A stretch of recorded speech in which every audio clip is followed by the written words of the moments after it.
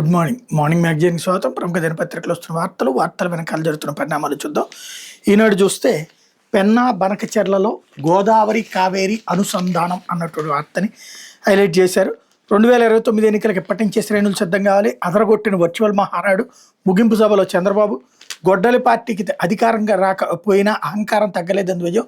రాజకీయ పార్టీలన్నింటికి అనుబంధ విభాగాలు ఉంటాయి, కానీ గొడ్డలి పార్టీ అనుబంధ విభాగాలు ఏంటి తెలుసా? గంజాయి batch, blade batch, social media psycho batch, fake news ప్రచారానికి పేటీఎం బ్యాచ్, హత్య రాజకీయాల కిరాయి హంతక బ్యాచ్, హిందూ ధర్మం దేవాలయాలపై దాడికి మరో బ్యాచ్, కల్తీ మద్యానికి మరొకటి, ఇట్లాంటి 7 విభాగాలు ఉన్నాయంటూ చంద్రబాబు నాయుడు విమర్శ ప్రధానంగా హైలైట్ చేసుకొచ్చారు. ఇంకోవైపున పెన్నా బనకచెర్ల ద్వారా గోదావరి, కావేరి నదుల అనుసంధానం మీద కేంద్ర ప్రభుత్వం యోచిస్తోందని తెలుగుదేశం పార్టీ అధినేత ముఖ్యమంత్రి చంద్రబాబు చెప్పారు. ఇది సాకారమైతే రాష్ట్రానికి ఎంతో ప్రయోజనం కలుగుతుందన్నారు. సీఎం అంటే కామన్ మ్యాన్, సాధారణ ప్రజలకు ఎంత అందుబాటులో ఉంటే పేదలకు అంత న్యాయం జరుగుతుందని పేర్కొన్నారు. ప్రగతి అనేది ఐచ్ఛికం కాదు, తప్పనిసరి అని, ప్రగతి లేకుంటే సుస్థిరత ఉండదని స్పష్టం చేశారు. మంగళగిరిలోని తెలుగుదేశం పార్టీ కేంద్ర కార్యాలయం మహానాడు ముగింపు సందర్భంగా చంద్రబాబు పార్టీ శ్రేణులకు దిశానిర్దేశం చేశారు. 2029 ఎన్నికలకు ఇప్పటి నుంచే సిద్ధం కావాలని పిలుపునిచ్చారు. గొడ్డలి పార్టీకి అధికారం పోయిన, ప్రతిపక్ష హోదా కూడా దక్కకపోయిన అహంకారం మాత్రం తగ్గలేదని దుయ్యబట్టారు. రాజకీయాల్లో అదొక విలువ లేని పార్టీ అని ధ్వజమెత్తారు.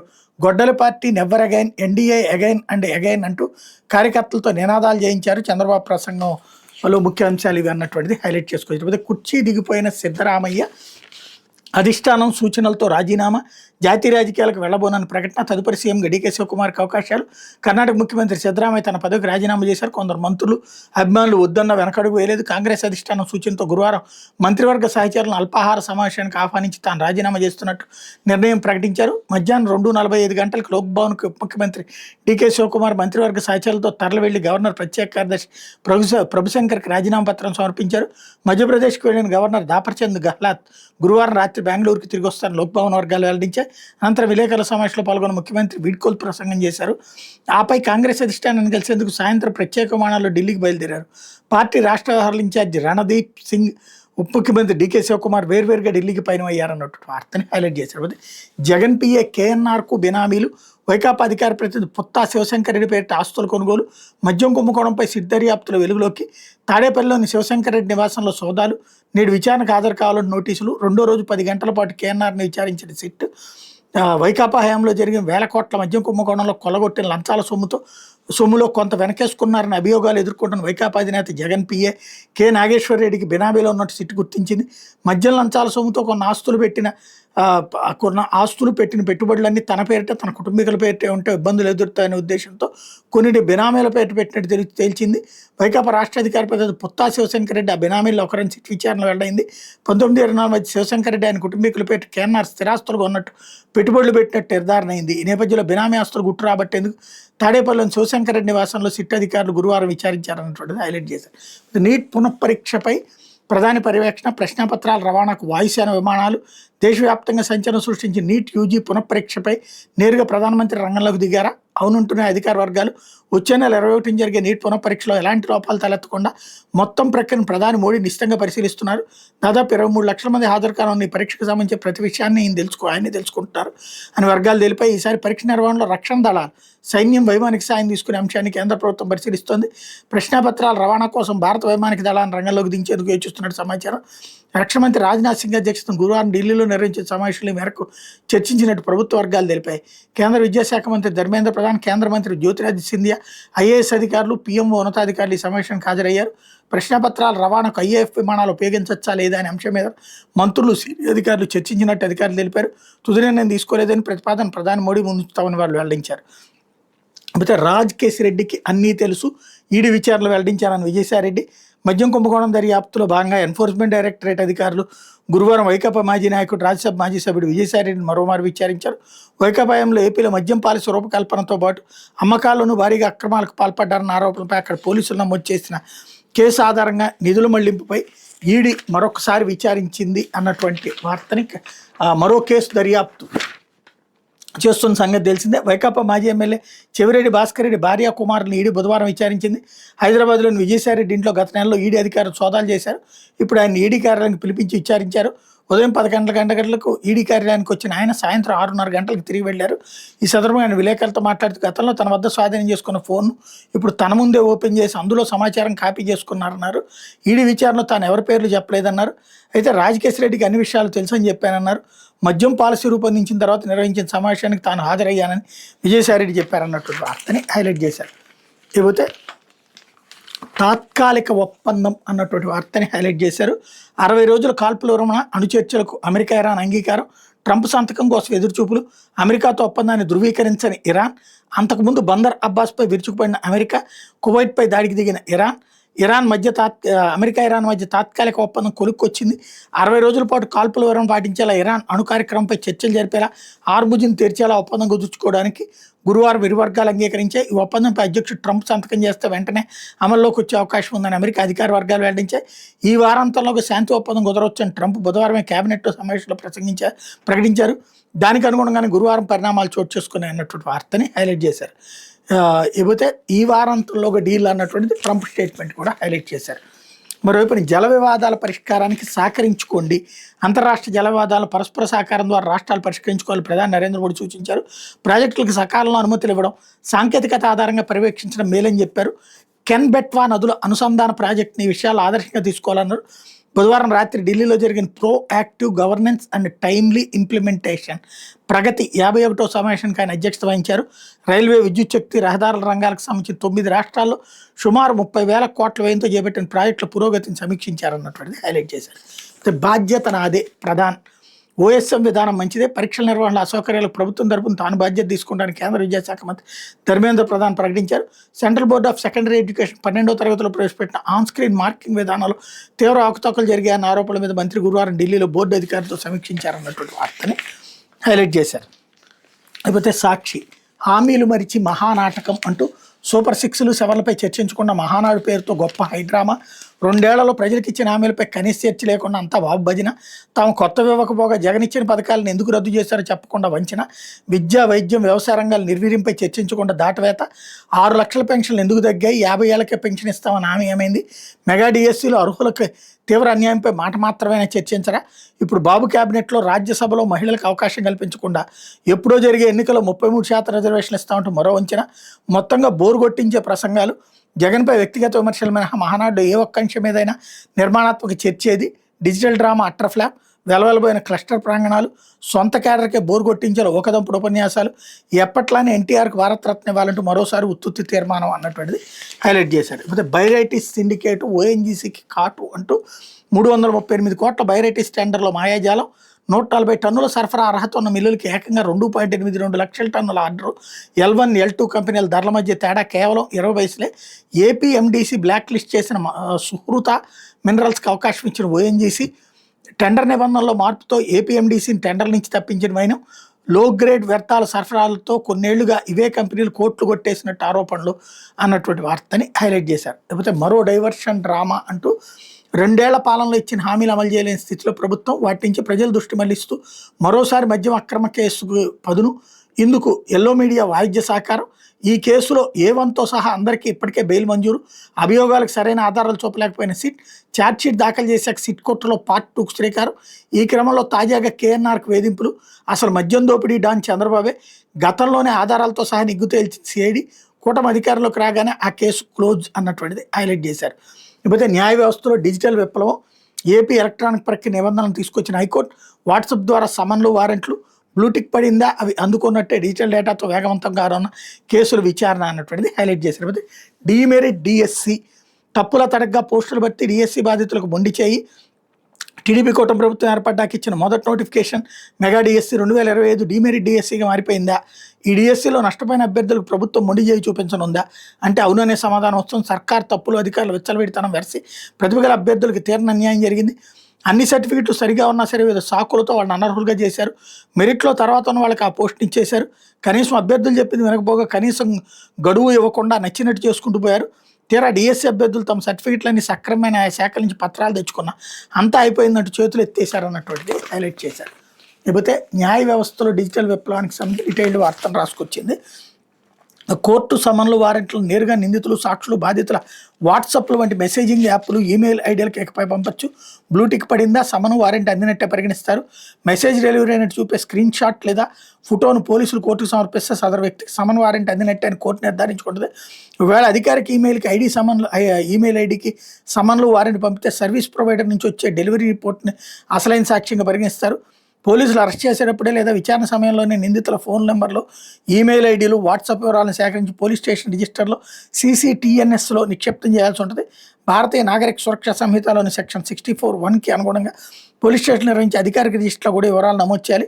ఒకవేళ ప్రైవేట్ కేసు అయితే ఫిర్యాదుదారు నిందితుల ఆన్లైన్ కాంట్రాక్ట్ వివరాలను కోర్టుకు సమర్పించాల్సి ఉంటుంది అన్నటువంటిది హైలైట్ చేశారు. అయితే చిన్న తప్పులకి సేవే శిక్ష అంటూ జైలుకు ప్రత్యామ్నాయ శిక్షగా సామాజిక సేవ, IPCలో మరణశిక్ష, జీవిత ఖైదు, సాధారణ కఠిన జైలు శిక్ష, ఆస్తి జప్తు, జరిమానా శిక్షలు, PNSలో కొత్తగా 6వ శిక్షగా సామాజిక సేవ. దీన్ని అమలుకు మార్గదర్శకాలు రూపొందించిన హైకోర్టు తెలుసో తెలియకో చిన్నపాటి నేరాలకు పాల్పడే వాళ్ళకి జైలు శిక్షలు విధించి వాళ్ళని శాశ్వత క్రిమినల్స్గా మార్చకుండా వాళ్ళలో మార్పు తెచ్చే దిశగా హైకోర్టు కొత్త మార్గదర్శకాలు రూపొందించింది.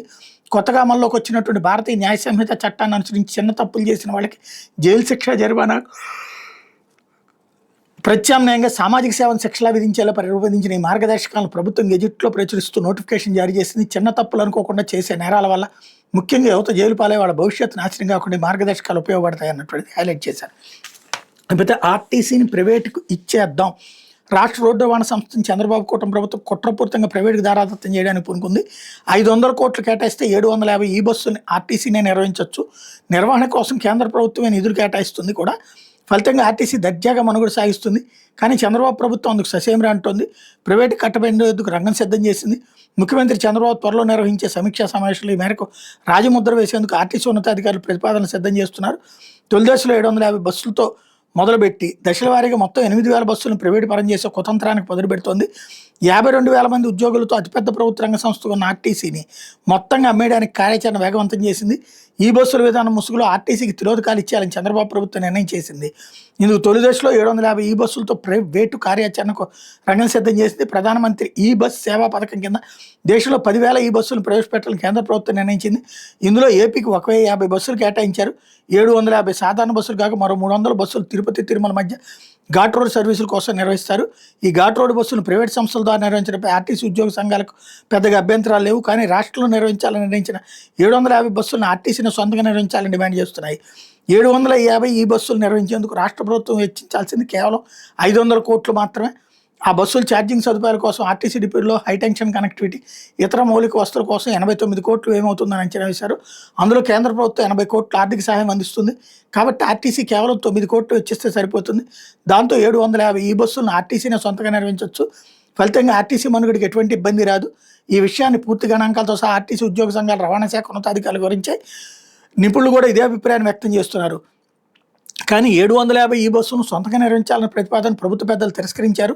అందుకోసం 500 కోట్లు కేటాయించేది లేదని తేల్చి చెప్పారు. త్వరలోనే 750 బస్సులు ప్రైవేట్ సంస్థల ద్వారా నిర్వహణకు టెండర్లు పిలవాలని నిర్ణయించారు.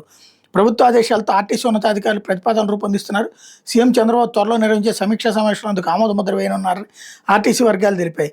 RTC ప్రైవేటీకరణ కేవలం 750 బస్సులకే పరిమితం కాదు. మొత్తం బస్సులను దశల వారీగా ప్రైవేట్ పరం చేసేందుకు ప్రభుత్వం సన్నద్ధమవుతోంది. RTCలో ప్రస్తుతం 11,000 బస్సులు ఉన్నాయి. వాటిలో 8,000 RTC సొంత బస్సులు కాక 3,000 బస్సులని అద్దె విధానాలు నిర్వహిస్తున్నారు. అద్దె ఒప్పంద కాల పరిమితి ముగిగానే ఆ 3,000 బస్సులను తొలగిస్తారు. ఇక RTCకి చెందిన 8,000 బస్సుల స్థానంలో ప్రైవేట్ సంస్థల ద్వారా దశల వారీగా ఈ బస్సులను ప్రవేశపెడతారు. RTC కొత్తగా ఒక్క బస్సు కూడా కొనుగోలు చేయదు. సగటున రోజుకో బస్సును తొలగిస్తుంది. అంటే కొద్ది కాలంలో రాష్ట్ర రోడ్లపై RTC బస్సు అన్నది కనిపించదు. అన్ని బస్సులు ప్రైవేట్ సంస్థలే నిర్వహిస్తాయి. బస్సులు ఉండకపోతే ఉద్యోగ నియామకాలు అవసరం లేదు. అందుకే RTCలో 8,000 ఖాళీ పోస్టులు ఉన్నా సరే జాబ్ క్యాలెండర్లో వాటి గురించి ప్రభుత్వం ప్రస్తావించడం లేదు. ఇకపై రిటైర్ అయ్యే ఉద్యోగుల పోస్టులను కూడా భర్తీ చేయరు. బస్సులు లేకపోతే RTCకి ఆస్తులతో పనే ఉందని ప్రభుత్వ పెద్దలు అప్పుడే సన్నాయి నొక్కుతుండో గమనార్హం. ఇప్పటికే 6,000 కోట్ల విలువైన 12 RTC డిపోలని ప్రైవేట్ సంస్థలు కేటాయించారు. అదే రీతిలో రాష్ట్రంలో RTC డిపోలు, బస్ స్టేషన్లను కూడా ప్రైవేట్ సంస్థలు పరం చేసేందుకు ఎంతో కాలం పట్టదని ఉద్యోగ సంఘాలు ఆందోళన వ్యక్తం చేస్తున్నాయన్నటువంటి వార్తని హైలైట్ చేశారు. ముఖ్యమంత్రి చంద్రబాబు నాయుడుది బహిరంగ రహస్యం 99-2004 మధ్య ఆయన ప్రభుత్వ హయాంలోనే ఉమ్మడి రాష్ట్రంలో బస్సు రూట్లను ప్రైవేటీకరించారు. ప్రైవేట్ బస్సులు ఆపరేటర్లకు తలుపులు తెరిచారు. 2004 ఎన్నికల్లో టీడీపీ ప్రభుత్వం అధికారంలోకి వచ్చుంటే RTCని పూర్తిగా ప్రైవేట్ పరం చేయాలని భావించారు. కానీ ఆ ఎన్నికల్లో టీడీపీ ఓడిపోవడంతో ప్రమాదం తెప్పింది. 14-19 మధ్య చంద్రబాబు ప్రభుత్వ హయాంలో ఆర్టీసీలో అద్దె బస్సుల విధానాన్ని వేగవంతం చేశారు. కొత్తగా ఒక్క బస్సు కూడా కొనుగోలు చేయలేదు. ఇక 2024లో చంద్రబాబు ముఖ్యమంత్రి కాగానే ఈ బస్సుల విధానం ముసుగులో ఆర్టీసీని ప్రైవేట్ పరం చేసే కుట్రకు దారితీశాను ఉద్యోగ సంఘాలు విమర్శించాయన్నటువంటి వార్తని హైలైట్ చేశారు. లేకపోతే Andhrajyothy hybrid Mahanadu super hit అంటూ 24.5 లక్షల మంది హాజరుతో రికార్డు, మహిళా రిజర్వేషన్ సహా 21 తీర్మానాలు, గొడ్డలి party never again, NDA again and again, ఇదే మన నినాదం. బాబు రాష్ట్రంపై గొడ్డలు వేటు పడకూడదు, అధికారం పోయినా వాళ్ళకి సహకారం పోలేదు, విధ్వంసాల సృష్టికి ఆ పార్టీలో 7 ముఠాలు, నియామకాలు పూర్తయిన 6 నెలల తర్వాత సిగ్గు లేకుండా మెగా డిఎస్సీపై దుష్ప్రచారం, యువతలో అశాంతి సృష్టించే యత్నం, జగన్ విధ్వంసంతో పెట్టుబడిదారులు రాష్ట్రానికి రావాలంటే భయపడ్డారు, మేము వచ్చాక ఏపీ బ్రాండ్ పునరుద్ధరించాం, జంజీ జన ఆల్ఫాకి అవకాశాలు కల్పిస్తాం, ఎన్నికలకు ఎప్పటి నుంచే సిద్ధం కావాలి, మిత్రులతో సమన్వయం సఖ్యత, ముగింపు ప్రసంగంలో సీఎం ప్రకటన అన్నటువంటిది హైలైట్ చేశారు. లేకపోతే జగన్ అధికారంలో అండతో పిఏ దోపిడీ పర్వం అంటూ ఇక్కడ కూడా హైలైట్ చేశారు. లేకపోతే కర్ణాటక గద్దెపై డీకే అన్నటువంటిది ఇక్కడ కూడా హైలైట్ చేశారు. లేకపోతే ఏఐ చాలా ఖరీదు గురు అంటూ కోడ్ రాయడానికి ఏఐ కస్టమర్ సర్వీస్లో, ఏఐ ఆరోగ్య రంగంలో, AI banking, finance, content creation, e commerce, విద్యారంగం ఒక్కటేంటి ఇందుగలడు అందు లేదనే సందేహం వలదు, ఎందెందు వెతికి చూసినా అందందే ఏఐ. 4 ఏళ్ల క్రితం చిన్న బిందువులో మొదలైన ఏ విప్లవం నానాటికి జోరందుకుంటుంది. ఇక భవిష్యత్ అంతా ఏఐదేనని, కృత్రిమ మేధతో ఉత్పాదకత భారీగా పెరగడమే కాక ఉద్యోగులపై ఆధారపడడం తగ్గుతుందని, దీనివల్ల భారీగా ఖర్చు తగ్గిపోతుందని అంచనాలు, విశ్లేషణలు పుంకాలుగా వస్తున్నాయి. కానీ వాస్తవం అందుకు భిన్నంగా కనిపిస్తోంది. కృత్రిమ మేధతో పనులు సులువవుతాయని మాట నిజమే కానీ ప్రస్తుతానికి అది చాలా ఖరీదైన వ్యవహారం అని, అనుకున్నంత చౌక కాదని కంపెనీలకు అర్థమవుతోంది. ఉత్పాదకతను పెంచుకునేందుకు భారీగా ఉద్యోగులను తొలగించి మిగిలిన కొంతమంది ఉద్యోగులను ఏఐ టూల్స్ ఇచ్చి పనిచేయించాలనుకున్న చాలా సంస్థలు ఇప్పుడు అది ఖరీదైన వ్యవహారంగా మారడంతో తలబట్టుకుంటున్నాయి.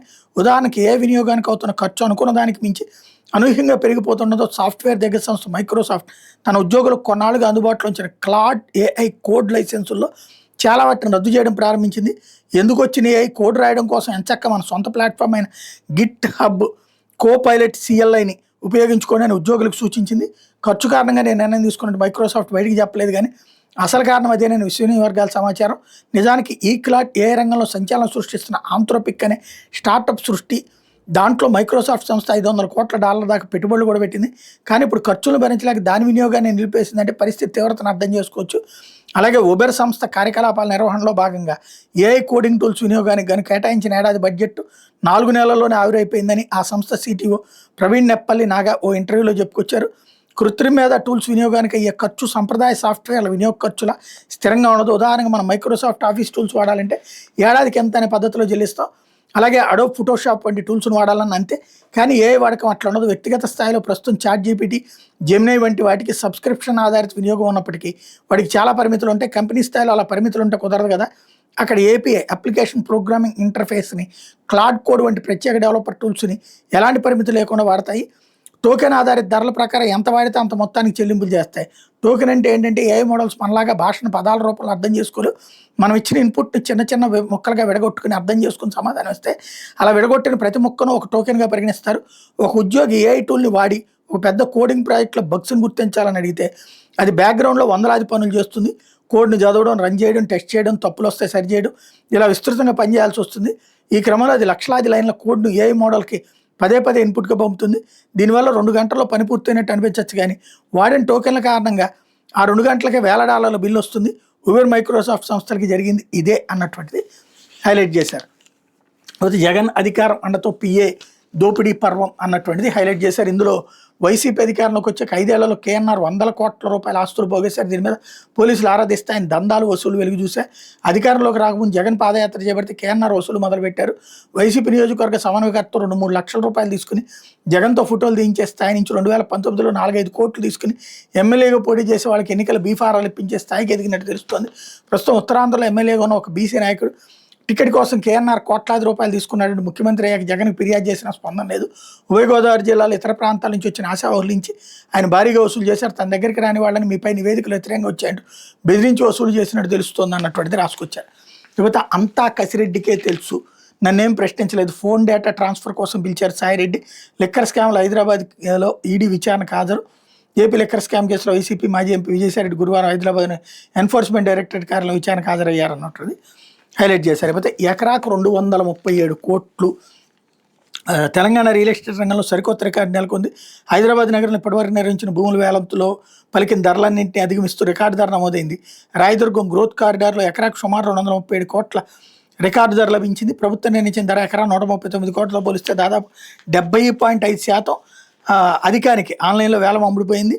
రాయదుర్గం గ్రోత్ కారిడార్ మధ్యలో టీ హబ్ వెనక భాగంలో ఉన్న ఈ ప్లాట్ విస్తీర్ణం 6.29 ఎకరాలు అన్నటువంటిది హైలైట్ చేశారు. అయితే బీజేపీ బెదిరింపులకు భయపడం బీవీ రాఘవులు బీజేపీ బెదిరింపులకు కేసులకు భయపడేది లేదని ప్రతిఘటన ఉద్యమాలతో మరింత బలోపేతం అవుతోంది సిపిఎం పాలిట్ బ్యూరో సభ్యుడు బీవీ రాఘవులు అన్నారు.